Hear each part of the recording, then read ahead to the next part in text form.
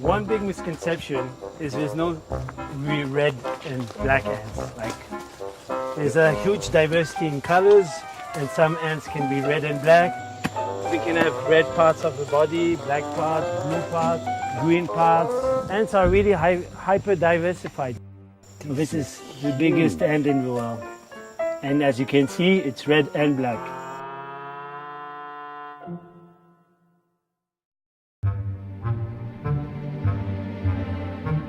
You have over 1,000 species of ants in Borneo. What I'm going to show you now is a black and red ant. So it doesn't fit any of the misconceptions of red ants being biting and black ants being nice. This one is actually separated. The gaster, so the lower part of its body is completely red, and the other part is completely black. It's quite a beautiful ant. Some ants are really like pieces of jewelry, how much details you can find on them. They actually protect the entrance with some mud, so you have to dig in a bit with a piece of stick. So if we look at it, you'll see you have to start digging in, and they will gradually come out because they don't like what I'm doing right now. So as you can see, I've started annoying them, and they are all coming out. So these are all soldiers protecting the nest. So they're really being aggressive towards what they think is the intruder, which is the stick in this case. So if you put your finger in there, you will get many cuts pretty quickly. As you see, it's trying to bite me quite a lot. But luckily my skin is thick enough. But imagine any other small mammal would be in trouble trying to attack this nest.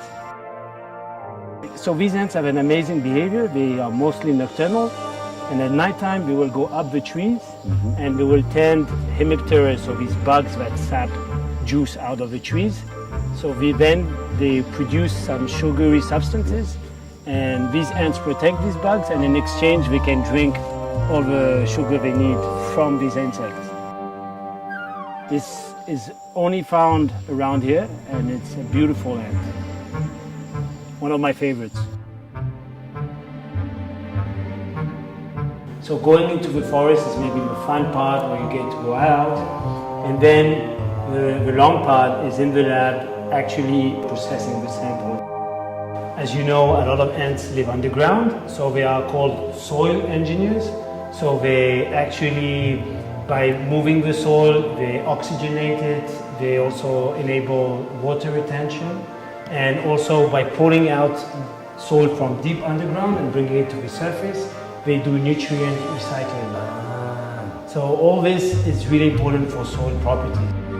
Also, because they're so abundant, a lot of animals actually feed on ants.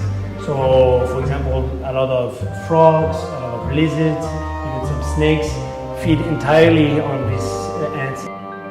And this also goes to say that some species are completely dependent on ants.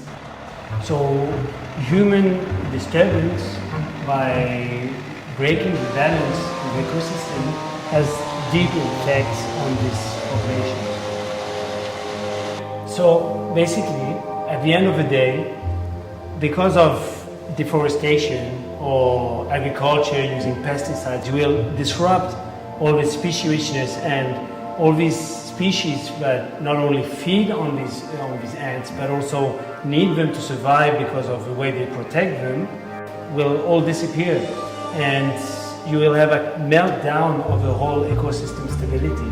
So even small little insects play a huge role in the way nature functions.